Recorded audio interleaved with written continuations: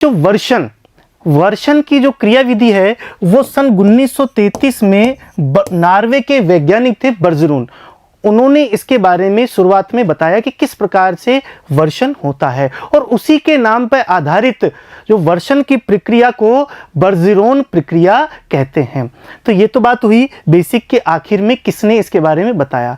अब वर्षण की जो प्रक्रिया है, पिछली क्लास में हमने देखा था कि किस प्रकार आर्द्रता, यहाँ पर बच्चों हम देख सकते हैं कि किस प्रकार आर्द्रता, जब वायुमंडल में आर्द्रता होती है तो आर्द्रता जब संतृप्त अवस्था में आ जाती है, जल वाष्प से संतृप्त हो जाती है, और अति संतृप्त होने पर जब वो धारण करने की क्षमता से ज़्यादा उसके पास जल वाष्प हो जाती है, तब जाकर के वर्षा होती है। ठीक है बच्चों, तो वर्षा होने के लिए आर्द्रता का संतृप्त होना आवश्यक है। साथ ही साथ में बच्चों हमें ओसांक की प्राप्ति करना भी आवश्यक हो जाता है, अर्थात वह तापमान जिस पर संघनन हो उसकी प्राप्ति करना भी हमें आवश्यक हो जाता है।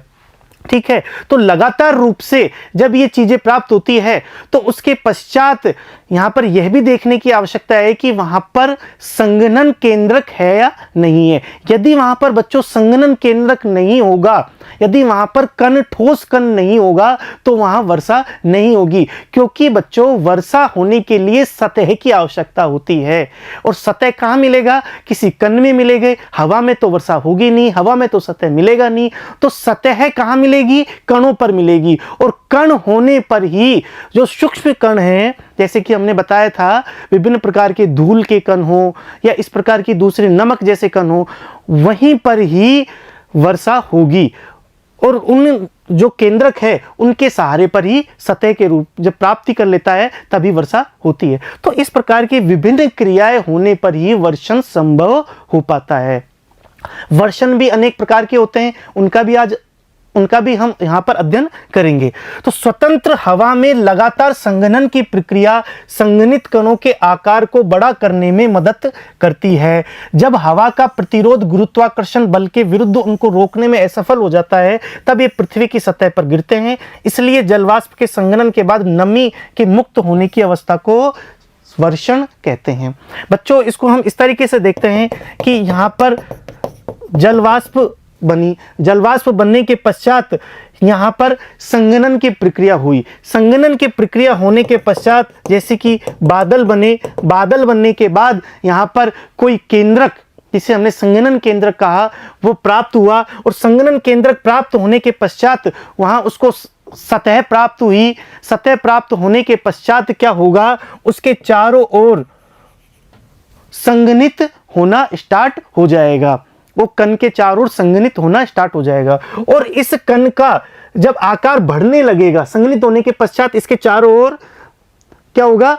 इसका आकार बढ़ने लगेगा। आकार बढ़ने के पश्चात ये नीचे की ओर गिरेगा गुरुत्वाकर्षण बल के कारण। ठीक है, गुरुत्वाकर्षण बल के कारण जब नीचे की ओर गिरेगा बच्चों, लेकिन नीचे से जलवाष्प की प्राप्ति हो रही है।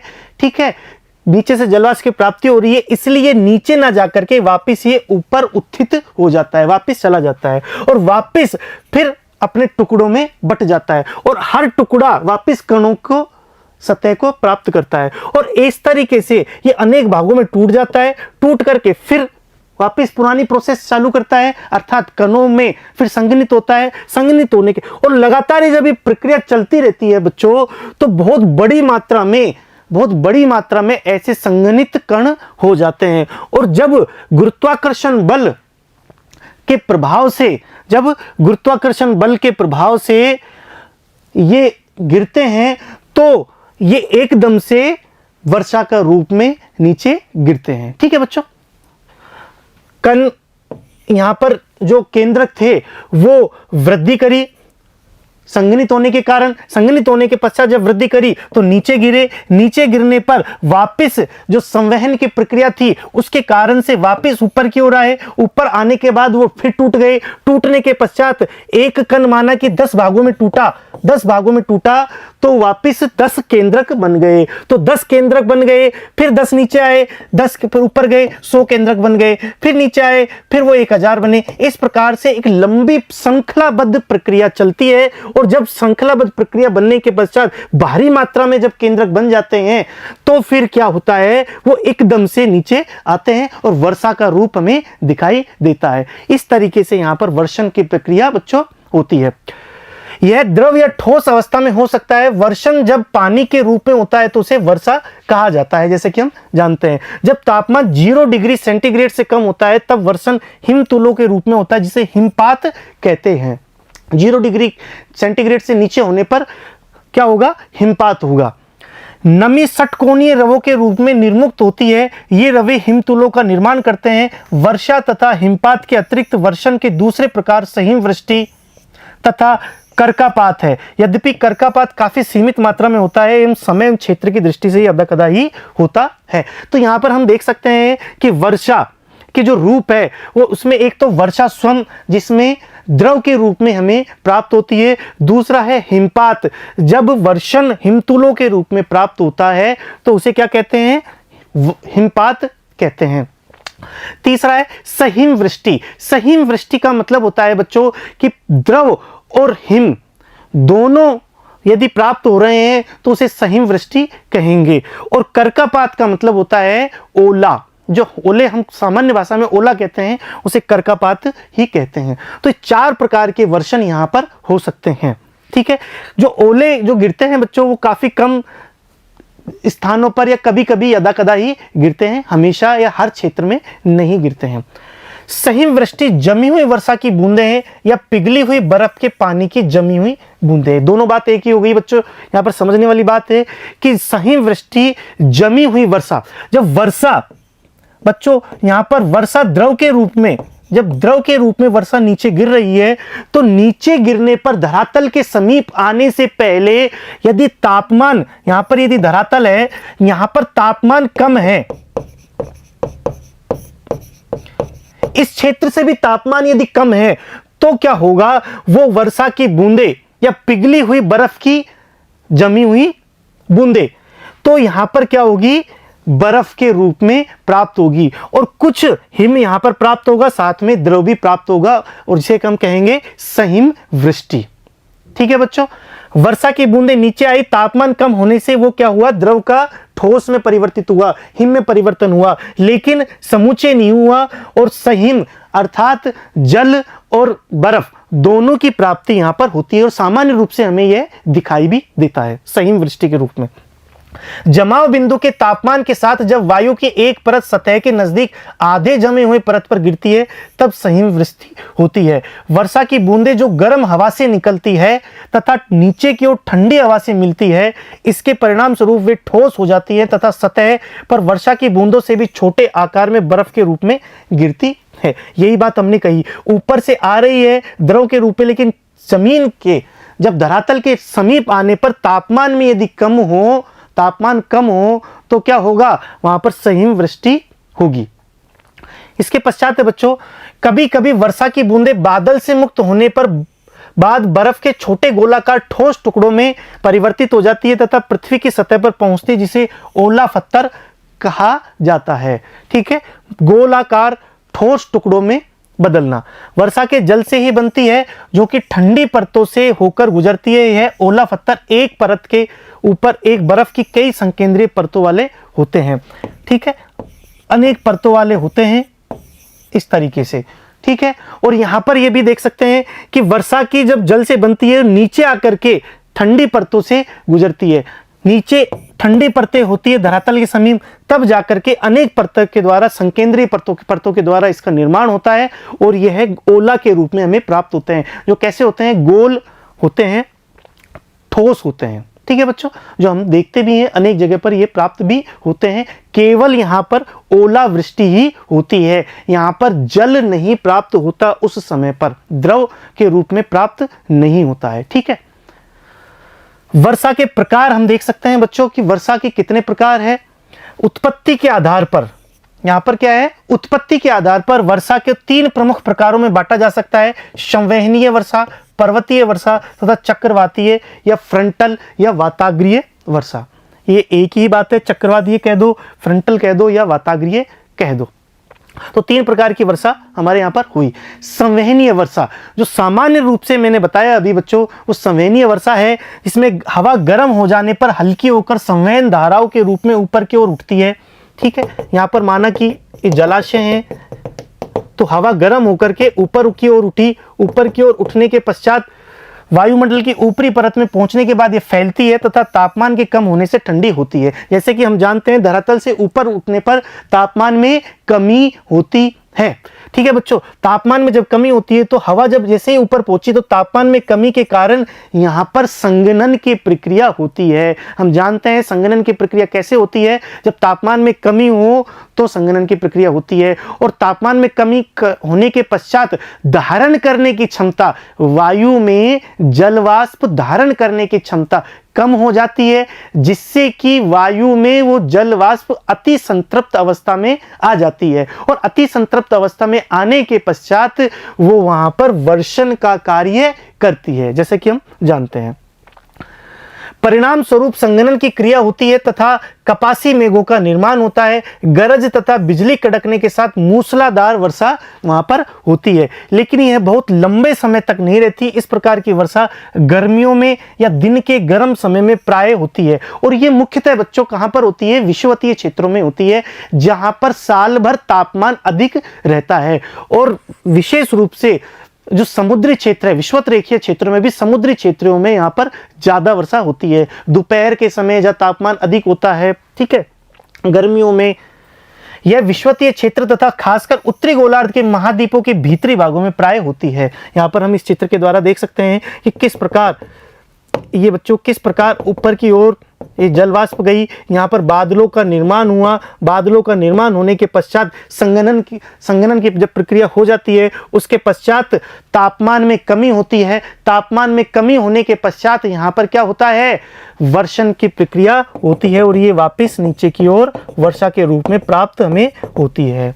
ठीक है, इसके पश्चात दूसरी है बच्चों पर्वतीय वर्षा। पर्वतीय वर्षा ये किस प्रकार से होती है, ये देखो यहां पर इस चित्र के द्वारा हम देख सकते हैं कि यह एक पर्वत है।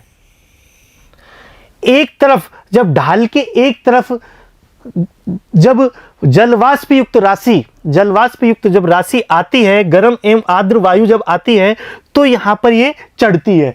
चढ़ने के पश्चात यहां पर संघनन की प्रक्रिया होती है। क्यों होती है बच्चों, क्योंकि ऊंचाई पर जाने पर तापमान में कमी आती है। तापमान में कमी आने पर यहां पर संघनन की प्रक्रिया के पश्चात वर्षा हो जाती है। लेकिन बच्चों यहां पर देखने वाली बात है कि जब वायु आगे बढ़ती है, जब ये वायु राशि आगे बढ़ती है तो आगे बढ़ने के पश्चात ये नीचे की ओर उतरती है। और नीचे की ओर जब उतरती है तो इसके तापमान में वृद्धि होती है।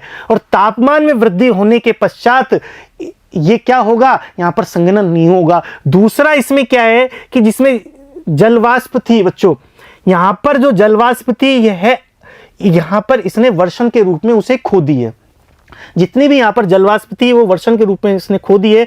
तो अब आगे बढ़ती है तो यह जलवाष्प युक्त ना होकर के शुष्क वायु के रूप में हमें यहां पर इस क्षेत्र में प्राप्त होती है। ठीक है, तो दो कारण हुए यहां पर। एक तो यहां पर तापमान में कमी होने के कारण संघनन की प्रक्रिया हुई और आगे बढ़ने के पश्चात यहां पर तापमान में वृद्धि होगी तो संघनन की प्रक्रिया नहीं होगी। साथ ही यहां पर जलवाष्प जितनी इस राशि के वायु राशि के पास जलवाष्प थी, इसने यहां इस स्थान पर खो दी। आगे चल करके यह जलवाष्प युक्त ना होकर के शुष्क वायु राशि होगी। यही कारण है बच्चों कि पृथ्वी के जिन स्थानों पर पर्वत, बच्चों ये देखने वाली बात है, दोबारा से देख लो, पृथ्वी के जिन स्थानों पर पर्वत है वहां गर्म और आर्द्र वायु राशि जो पर्वत अभिमुख होती है वहां पर ज्यादा मात्रा में वर्षा करती है। और इसके विपरीत जो क्षेत्र होते हैं, उस पर्वत के पीछे की ओर जो क्षेत्र होते हैं वहां पर वर्षा कम होती है और उसे कहते हैं वृष्टि छाया प्रदेश।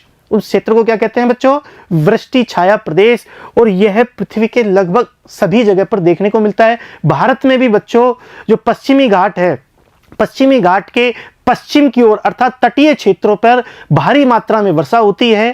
ठीक है, ये केरल के तट पर, ठीक है, ये इस साइड में भारी मात्रा में वर्षा होती है। लेकिन जैसे ही पश्चिमी घाट को पार किया तो उस तरफ वृष्टि छाया प्रदेश के रूप में शुष्क क्षेत्र पाए जाते हैं और वहाँ जैसे चाहे वो महाराष्ट्र का क्षेत्र हो, चाहे वो कर्नाटक का क्षेत्र हो, चाहे वो तेलंगाना का क्षेत्र हो बच्चों, वहाँ पर वृष्टि छाया प्रदेश है और इस वजह से वो शुष्क क्षेत्र होते हैं, वहाँ वर्षा बहुत कम प्राप्त होती है। 60 सेंटीमीटर से भी कम वर्षा वहाँ पर प्राप्त होती है, जबकि इन क्षेत्रों में 200 सेंटीमीटर से अधिक वर्षा प्राप्त होती है। ठीक है बच्चों, तो यहाँ पर पर्वतीय वर्षा का बहुत महत्वपूर्ण योगदान भी हमें देखने को मिला। तो इसे कैसे है, जब संतृप्त वायु की सहती पर्वतीय ढाल पर आती है तब यह ऊपर उठने के लिए बाध्य हो जाती है तथा जैसे ही यह ऊपर की ओर उठती है यह फैलती है, तापमान गिर जाता है तथा आर्द्रता संघनित हो जाती है। और इस प्रकार की वर्षा का मुख्य गुण है कि पवन अभिमुख ढाल पर सबसे अधिक वर्षा होती है, यहाँ पर सबसे अधिक वर्षा होगी। इस भाग में वर्षा होने के बाद ये हवाएं दूसरे ढाल पर पहुंचती है, दूसरे ढाल पर पहुंचती है, वे नीचे की ओर उतरती है तथा उनका तापमान बढ़ जाता है, तब उनकी आर्द्रता धारण करने की क्षमता बढ़ जाती है और इस प्रकार प्रति पवन ढाल सूखे तथा वर्षा विहीन रहते हैं। प्रति पवन भाग में स्थित क्षेत्र जिनमें कम वर्षा होती है उसे वृष्टि छाया क्षेत्र कहा जाता है। ये पर्वतीय वर्षा या स्थलकृत वर्षा के नाम से जानी जाती है। इसके उदाहरण है जैसे कि भारत में पश्चिमी घाट है, रोकीज पर्वत है, दक्षिणी चिली है, कोकेसस पर्वत है। दुनिया के जिस भी क्षेत्र में इस तरीके की आर्द्र वायु यदि किसी पर्वत पर चढ़ रही है तो इसी प्रकार के क्षेत्र यहाँ पर बनेंगे। ठीक है बच्चों, तो ये हमारी दूसरी हुई पर्वतीय वर्षा। तीसरी प्रकार है वर्षा का चक्रवातीय वर्षा या फ्रंटल वर्षा, जो कि हमने इसी पुस्तक के 10वें चैप्टर में पढ़ा था वाताग्र के रूप में। यह समशीतोष्ण क्षेत्र की वर्षा है जहां गर्म एवं ठंडी जल राशियों के संबंध से चक्रवातीय दशाएं बनती है। जैसे कि ठंडी वायु यहाँ पर हम देख सकते हैं, ठंडी वायु का ये क्षेत्र, ये गर्म वायु का क्षेत्र यहाँ पर वाताग्र की दिशा बनेगी, सीमाग्र बनेंगे और तब जाकर के विभिन्न बादलों का निर्माण होगा और यहाँ पर चक्रवातीय या फ्रंटल वर्षा हमें देखने को मिलेगी। ठीक है बच्चों, तो यहाँ पर हमने वर्षा के 3 प्रकार देखे। इसके पश्चात हम देखेंगे बच्चों संसार में वर्षा का वितरण किस प्रकार से है। आखिर में हम जानते हैं कि संसार के अलग अलग स्थानों पर वर्षा अलग अलग प्रकार की होती है, अलग अलग तरीके से होती है और भिन्न भिन्न मात्रा में होती है, तो उसको हम यहाँ पर देखेंगे। एक साल में बच्चों, एक साल में पृथ्वी की सतह पर अलग अलग भागों में होने वाली वर्षा की मात्रा भिन्न भिन्न होती है तथा यह अलग अलग मौसमों में भी अलग अलग होती है। जैसे कि हम जानते हैं भारत में, यदि भारत में बात करें बच्चों तो साल भर, पूरे साल भर वर्षा नहीं होती। मानसून के जो महीने होते हैं उन्हीं समय में मुख्यतः वर्षा होती है। इसके अलावा कुछ मावट और तमिलनाडु में कुछ शीतकालीन वर्षा होती है। इसके अलावा यदि मैं बात करूं बच्चों तो भारत में मानसूनी वर्षा जो कि साल के 3 से 4 महीने ही होती है। तो यहाँ पर ये देख सकते हैं कि वर्षा की मात्रा और उनकी समय कि किस समय वो आती है वो भी यहाँ पर देखने वाली चीज होगी। सामान्य तौर पर जब हम विषुवत वृत्त से ध्रुव की ओर तरफ जाते हैं वर्षा की मात्रा धीरे धीरे घटती जाती है। नॉर्मल सी बात है कि विषुवत बच्चों, यहाँ विषुवत जो रेखा है यहाँ से लेकर ध्रुवों की ओर, क्रमशः ध्रुवों की ओर जाने पर ये क्या होगी, यहाँ पर वर्षा की मात्रा कम होगी। क्यों होगी? क्योंकि यहाँ हम जानते हैं कि यहाँ सर्वाधिक तापमान पाया जाता है। बच्चों, ध्रुवों की अपेक्षा विषुवत रेखा पर तापमान ज़्यादा पाया जाता है और जैसे जैसे हम विषुवत रेखा से ध्रुवों की ओर जाते हैं तापमान में कमी आती है और इस वजह से वर्षा की मात्रा भी धीरे धीरे कम होती जाती है। विश्व के तटीय क्षेत्रों में महाद्वीपों के भीतरी भागों की अपेक्षा अधिक वर्षा होती है। क्यों होती है बच्चों? क्योंकि तटीय क्षेत्रों में सर्वाधिक जल वाष्प की प्राप्ति होती है, वो जलाशयों के निकट होते हैं, इस वजह से वहाँ जल वाष्प की मात्रा अधिक होने के कारण वहाँ वर्षा अधिक होती है बजाय के जो महाद्वीपों के आंतरिक जो हिस्से होते हैं वहाँ के। ठीक है, इसके बाद नेक्स्ट बिंदु देखते हैं। विश्व के स्थलीय भागों की अपेक्षा महासागरों के ऊपर वर्षा अधिक होती है क्योंकि वहां पानी के स्रोत की अधिकता के कारण वाष्पीकरण की क्रिया लगातार होती रहती है। यह भी एक नया पॉइंट है क्योंकि स्थलीय भागों की अपेक्षा जो महासागर है या जलाशय है, जो जल राशि के जो क्षेत्र है वहां पर ज्यादा वर्षा होती है क्योंकि लगातार वहां पर जल वाष्प की प्राप्ति होती रहती है। इसके पश्चात देखते हैं बच्चों, विषुवत वृत्त से 35-40 डिग्री उत्तर एवं दक्षिण अक्षांशों के मध्य, यदि हम बात करें बच्चों यहाँ पर विषुवत वृत्त से 35-40 डिग्री अक्षांशों के मध्य उत्तर और दक्षिण दोनों स्थितियों में, उत्तर में और दक्षिण में, मध्य पूर्वी तटों पर बहुत अधिक वर्षा होती है तथा पश्चिम की ओर यह घटती जाती है। यदि मैं बात करूं बच्चों, यहाँ पर इस प्रकार के यदि कोई महाद्वीप है, कोई क्षेत्र है, तो यहाँ इन क्षेत्रों में पूर्वी तटों पर अधिक वर्षा होती है। इस क्षेत्र में पूर्वी तटों पर अधिक वर्षा होती है। क्यों होती है? क्योंकि बच्चों इन क्षेत्रों में जो पवनें चलती है वो किस तरीके की चलती है? व्यापारिक पवन चलती है। और व्यापारिक पवनों की जो दिशा होती है वो हम सब जानते हैं, उत्तर। यहाँ पर बच्चों हम जानते हैं कि इस तरीके से होती है या फिर इस तरीके से होती है। पूर्व उत्तर से या दक्षिण पूर्व से ही व्यापारिक पवनें चलती है, दोनों अपने अपने गोलार्धों के अनुसार। यहाँ पर इस तरीके से उत्तर पूर्व से और यहाँ पर दक्षिण पूर्व से दिशा से व्यापारिक पवनें चलती है। और ये जब चलती है तो महाद्वीपों या महादेशों के पूर्वी की ओर अधिक वर्षा करती है। जैसे ही ये अंदर की ओर जाती है बच्चों, जैसे ही अंदर की तरफ जाती है, यह धीरे धीरे वर्षा कम करती हुई जाती है। यही कारण है कि इन क्षेत्रों में विषुवत रेखा से 35 से 40 डिग्री उत्तरी एवं दक्षिणी दोनों ही अक्षांशों में यदि बात करें तो इनके मध्य जो क्षेत्र है वो पूर्वी तटों पर बहुत अधिक वर्षा होती है तथा पश्चिम की ओर यह घटती जाती है। यहां पर यह स्पष्ट रूप से हमें पता चलता है।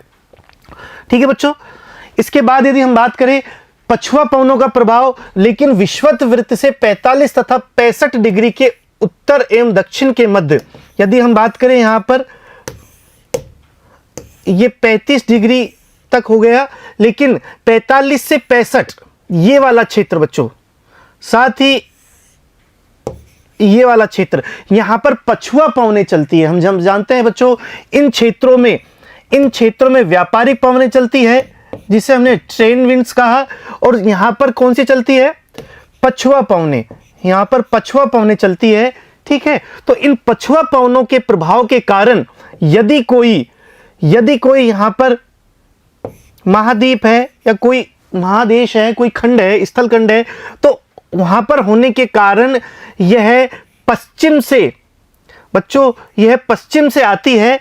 इस वजह से इसकी जो दिशा है वो किस ओर होगी? पश्चिम से आने के कारण इसे पछुआ कहते हैं। और पछुआ पवनें पश्चिम की ओर तो अच्छी वर्षा करते हैं, लेकिन जैसे जैसे ये पूर्व की ओर जाती है ये वर्षा कम करती हुई जाती है। तो यहां पर यही लिखा है कि पहले महाद्वीपों के पश्चिमी किनारों पर वर्षा होती है तथा यह पूर्व की तरफ घटती जाती है। जबकि व्यापारिक पवनों का मामला इससे बिल्कुल उल्टा था, वो पूर्व की ओर वर्षा करती है और पश्चिम की ओर जाती हुई जो पवनें हैं वो लगातार कम वर्षा करती हुई जाती है। ठीक है बच्चों, यहां पर हमें देखने को मिला ये इस तरीके से यहां पर चलती है और इसका दिशा बच्चों इस तरीके से होता है। ठीक है, यहां पर हम दोबारा देख लेते हैं इनकी दिशाएं किस प्रकार से होती है। इनकी दिशाएं इस प्रकार से होती है।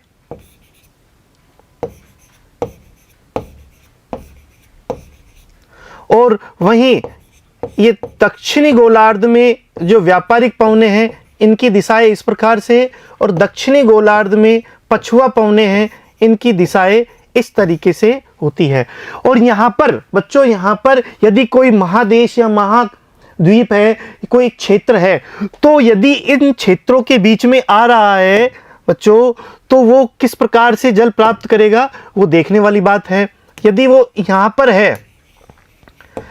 है तो ये पछुआ पवनें यहाँ पर पश्चिम क्षेत्र में वर्षा करेगी, और पश्चिम क्षेत्र में वर्षा करने के पश्चात जब आगे जाती है पवनें तो कम वर्षा करती हुई शुष्क रूप में प्राप्त होती है, और इसका जो पूर्वी क्षेत्र है वो शुष्क होगा, पश्चिम क्षेत्र में वर्षा होगी। लेकिन यदि ये यहाँ इन क्षेत्रों के बीच में है बच्चों, व्यापारिक पवनों के क्षेत्र में होने पर ये देश या क्षेत्र पूर्व की ओर, क्योंकि पवनों की दिशा क्या है?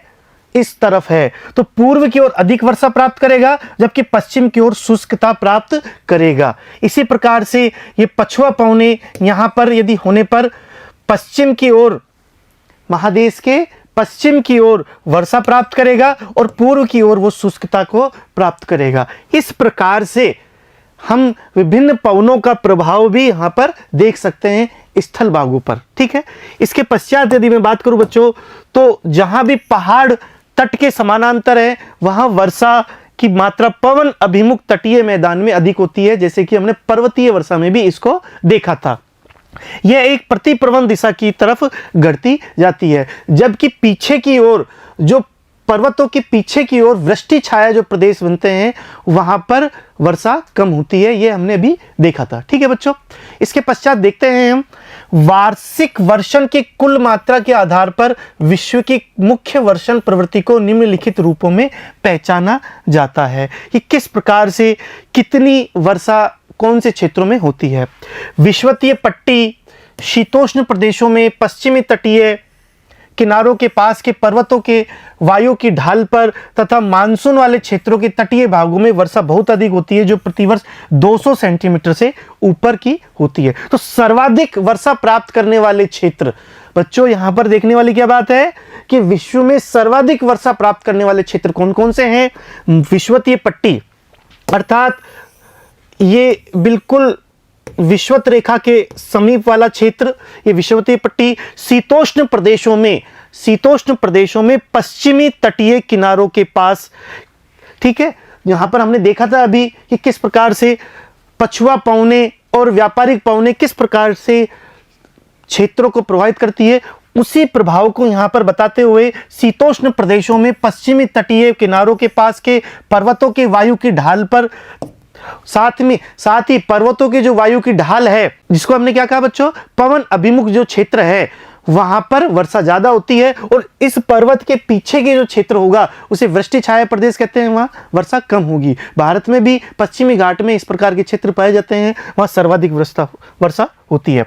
साथ ही मानसून वाले क्षेत्रों के तटीय भागों में वर्षा बहुत अधिक होती है, जो प्रतिवर्ष 200 सेंटीमीटर से अधिक होती है। यह हम मानचित्र में भी अभी देखेंगे। तो बच्चों, मानचित्र में देखने के पश्चात ये पता चल रहा है कि जो बिल्कुल काला है यहां 200 सेंटीमीटर से अधिक, थोड़ा सा यहां पर हल्का काला वो 100 से 200, इसे हम दूसरे इससे देख सकते हैं, ये 200 से अधिक, ये 100 से 200 के बीच में, 50 से 100 के बीच में, 25 से 50 के बीच में, और 25 सेंटीमीटर से कम के जो क्षेत्र है विश्व में, वो यहाँ पर आराम से हम यहाँ पर देख सकते हैं। इसमें देखने से पता चलता है बच्चों कि विषुवत रेखा, यह विषुवत रेखा है, यह बच्चों विषुवत रेखा है। इस विषुवत रेखा के समीप के जो क्षेत्र है, चाहे ये वाले क्षेत्र हो, ये इंडोनेशिया, सुमात्रा, ठीक है, ये पूर्वी जो भारत के क्षेत्र है, साथ ही उससे सटे हुए जो क्षेत्र है, ये ब्राजील, अमेजन जो नदी के जो क्षेत्र है, ठीक है, ये मध्य अफ्रीका के जो क्षेत्र है, यहां पर सर्वाधिक मात्रा में वर्षा होती है। साथ ही बच्चों, ये पर्वतीय जो क्षेत्र है, यहां पर इस क्षेत्र में, ये मध्य अमेरिका के जो क्षेत्र है, यहां पर भी भरपूर मात्रा में वर्षा होती है। ठीक है, इससे कम, फिर इससे कम। साथ ही हमें यह देखने को मिलता है बच्चों कि दुनिया का, विश्व का बहुत ज्यादा जो क्षेत्र है वहां पर वर्षा कम होती है, जैसे कि सहारा का रेगिस्तान है, रूस का क्षेत्र है, साइबेरिया का जो क्षेत्र है, साथ ही ऑस्ट्रेलिया का जो क्षेत्र है।